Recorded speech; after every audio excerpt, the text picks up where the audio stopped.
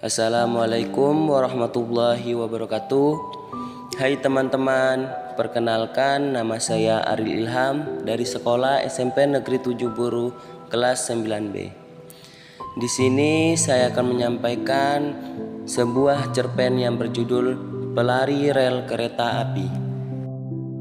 Di malam minggu yang cerah ini, kawan-kawanku yaitu Danang, Rifki, dan Bayu mengajak untuk nongkrong.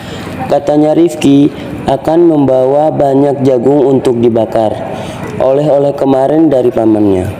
Rumah kami terletak di desa yang membentang di sepanjang perlintasan rel kereta api, menjadikan suaranya yang bising begitu akrab dengan kami. Bayu lebih dahulu tinggal di sini, diikuti Danang, aku, dan Rifki. Jadi Bayu lebih tahu banyak tentang desa ini. Apa kalian ingin tahu cerita mistis di daerah ini? Tanya Bayu. Tentu, kamu lebih tahu dari kami. Ceritakanlah, jawab Danang. Bayu mengunyah jagung bakar di mulutnya. Di kampung sebelah sana kan ada perlintasan rel kereta api yang tidak bisa dilalui mobil. Sebenarnya dulu itu bisa, tapi kemudian ditutup setelah ada kejadian. Kejadian apa? Tanya Rifki. Satu keluarga meninggal setelah mobil yang ditumpanginya tertabrak kereta yang melintas. Kalau tidak salah ada 5 orang, ayah, ibu, 2 orang anak perempuan, dan seorang anak laki-laki. Kejadiannya terjadi sekitar pukul 3 dini hari. Waktu itu sebelum ada yang berjaga melewati pukul 12 malam. Mobil tersebut ditutup rapat, dan kemungkinan di dalamnya mereka sedang memutar musik, sehingga suara dari luar tidak terdengar. Akibatnya, ketika mereka melintas, mereka tidak menyadari ada kereta yang datang dan maut pun datang menjemput. Itu terjadi 3 tahun sebelum aku pindah ke sini. Berarti sudah lama sekali berlalu. Jadi apa cerita mistisnya? Tanyaku.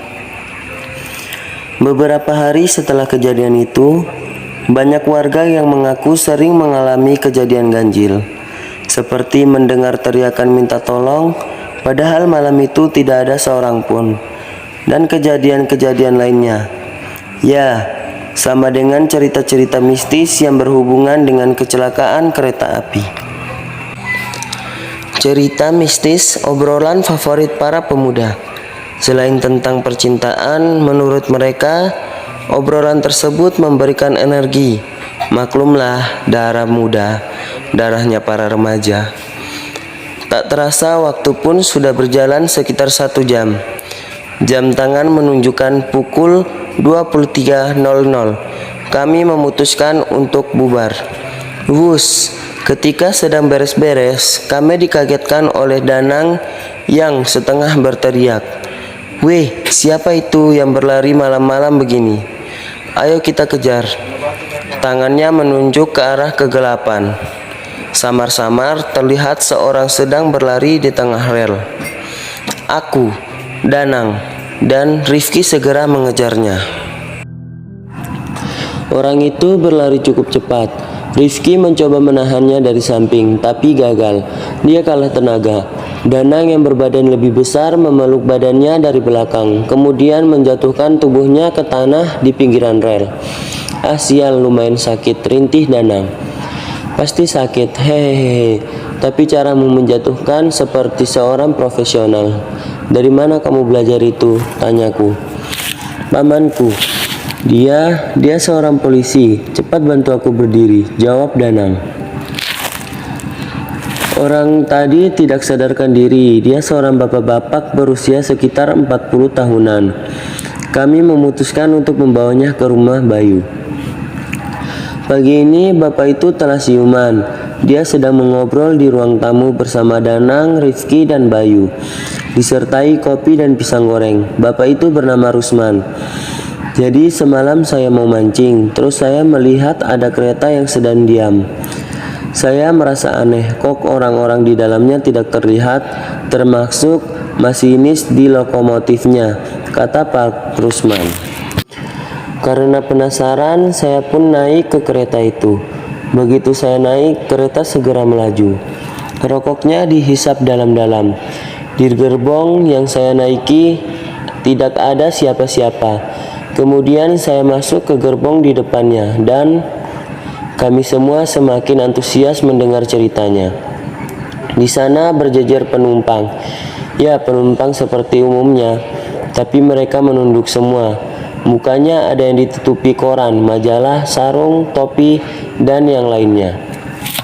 Ketika saya mendekati mereka, ada yang menepuk dari belakang. Ternyata kondektur, tapi dia juga sama, kepalanya menunduk, tangannya dijulurkan pada saya, tanda meminta karcis. Di situ saya tegang, saya sadar telah menjadi penumpang gelap.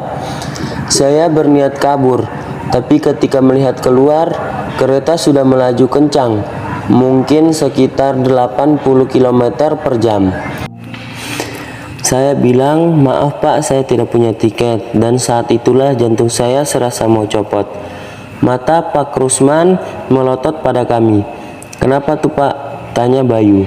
Si kondektur itu mengangkat mukanya. Mukanya itu kami menelan ludah, bulu kuduk mulai berdiri. Mukanya itu aneh sekali. Kulitnya seperti manusia biasa, tapi tidak ada mulut dan hidungnya. Matanya dua, bulat, besar, berwarna merah. Telinganya lancip. Karena kaget sekali, spontan saya langsung meloncat ke belakang. Kepala saya membentur lantai. Disitulah saya tidak sadarkan diri. Semuanya terpaku tegang. Tanpa terasa keringat dingin sudah mulai membasahi tubuh. Dan cerita pun tamat. Sekian dan terima kasih. Wassalamualaikum warahmatullahi wabarakatuh.